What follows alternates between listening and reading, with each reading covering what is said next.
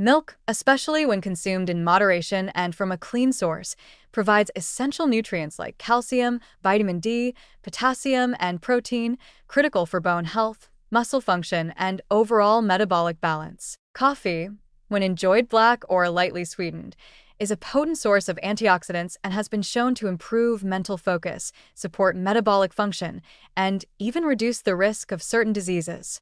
Both milk and coffee have their place in a healthy lifestyle. But the modern sugary latte? That's a very different story. The moment milk and coffee become the base for syrupy, whipped cream-topped beverages, you're no longer having a morning pick-me-up. You're having a dessert disguised as a drink, one that delivers a massive sugar hit to your system and quietly chips away at your health. Let's be honest, the typical sweetened latte from a coffee chain is a nutritional trap. Whether it's a caramel macchiato, a pumpkin spice latte, or a flavored mocha, these drinks can easily contain 30 to 60 grams of sugar in a single serving.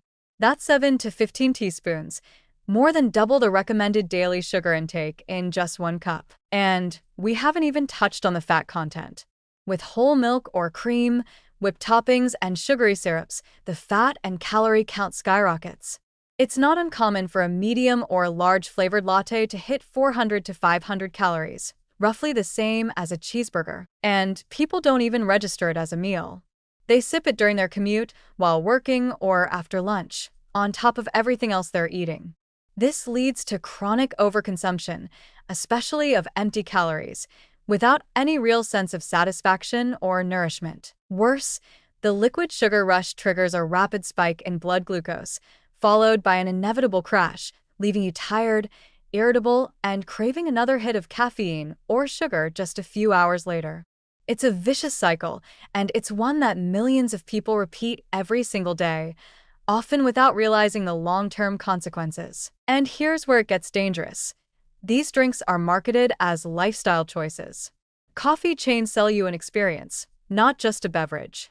The cozy seasonal cup, the fancy foam art, the sweet, nostalgic flavors, they're all part of the illusion that this is just a harmless indulgence, a small comfort in a busy day. But these sugary lattes are a huge contributor to the silent epidemic of sugar overconsumption.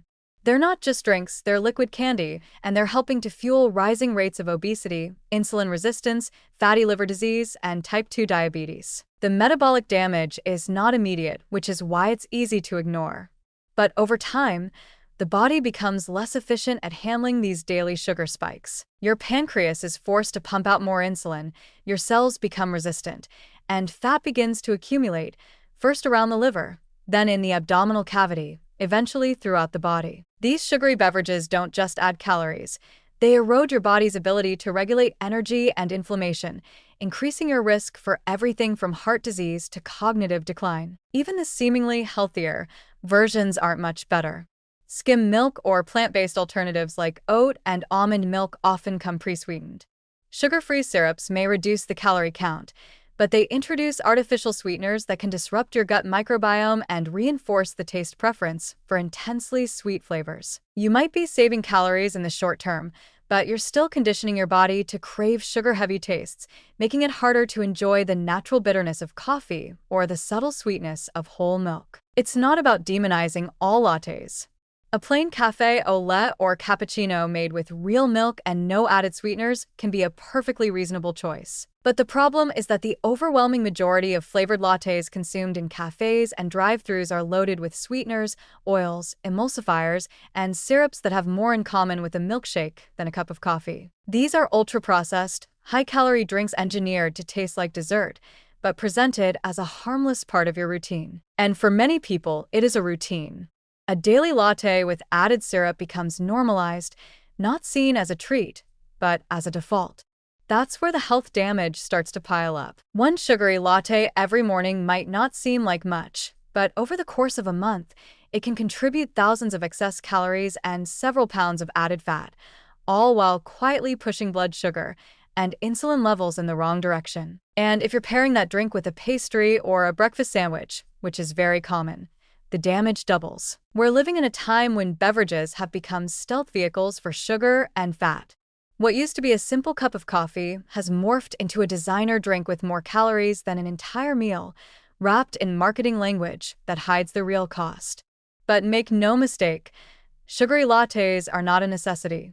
They're not a harmless pick-me-up. They are dessert in disguise, sweet, seductive, and silently destructive when consumed regularly. If you're going to drink coffee, let it be coffee. Taste the bitterness. Learn to enjoy the richness of the bean or the subtle sweetness of milk without masking it under half a dozen pumps of syrup and a mountain of foam. Because what you save in sugar and fat, you gain in long-term health, energy stability, and metabolic resilience. And no seasonal flavor or fancy drizzle is worth trading that away.